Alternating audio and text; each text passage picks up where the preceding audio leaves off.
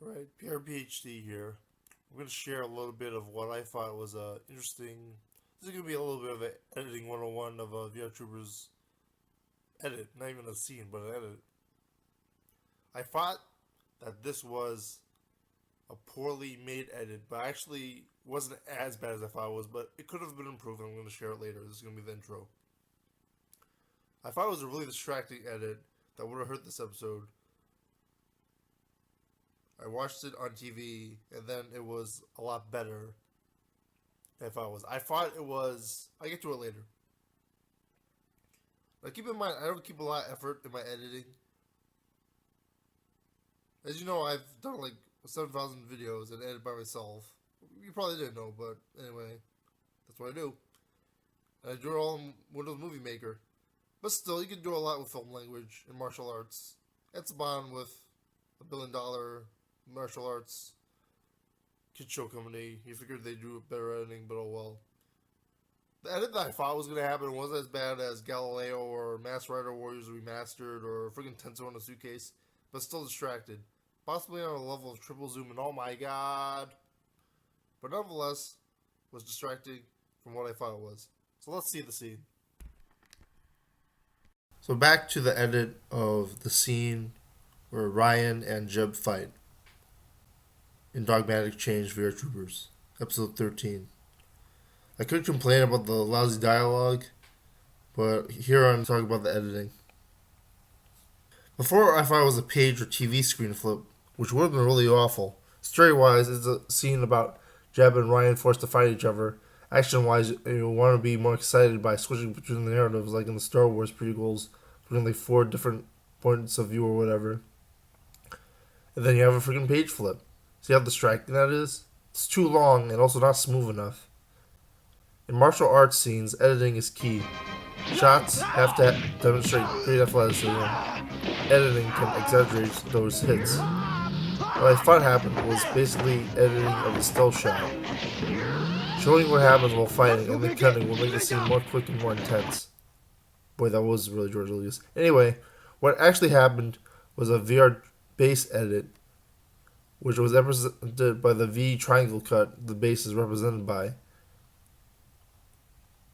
Pretty, not as bad, and pretty good actually, since it's about getting help from the professor. So what would have been easier would be long shots, and then cut without any of those like any of those like special cuts, just a normal cut of the film and then transitioning into a different scene. That way you're like, well, you're here and then you're there and then whatever. That would have demonstrated what editing really could have demonstrated what cool stuff you can do adapting a Toku show. Like you can edit the show so that it actually is better.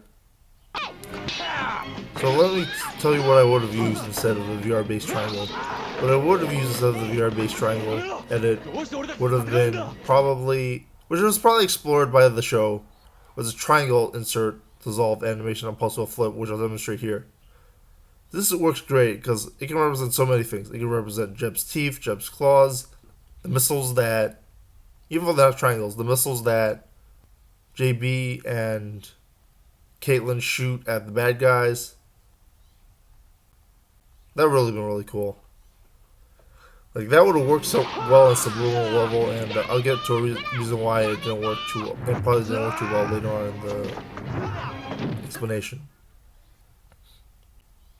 These are ideas that I got basically from Rob Agger and I forget who else regarding the special edits. Like that's the Rob Agger's like Star Wars editing video.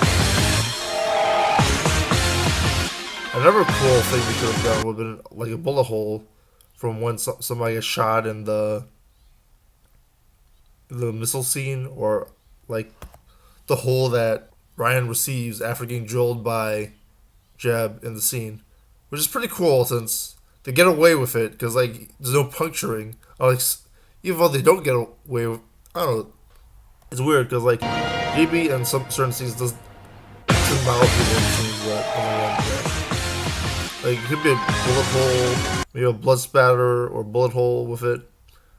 A giant keyhole that was worked into the Star Wars that is would have worked too. Like the whole idea of drilling and then using that as that is cool. And then using the generic spin that I use in my awful. It might not work properly, but at least you got a certain idea subliminally what it was supposed to be with the spinning of my scenes and the Tommy Oliver betrayed scene of it. Now, the reason why this probably wasn't done and probably explored, even though I have no evidence of it, is that it probably won't go past censors because, like, oh, that's too dark, a bullet hole or wow, dangerous animals, you can't put that edit there. Which is a shame because, like, this was supposed to be a more adult oriented show, and I felt like that would have been really cool added to the show. And really would have made it the opposite of like a Power Rangers remastered, instead making it really tightly edited, really cool and scary looking for more adult audiences, and that would have really increased the coolness of the show, quality of the show too. So, what are your thoughts? Those are my ideas on how I would have added that scene better. Any ideas you have, comment below.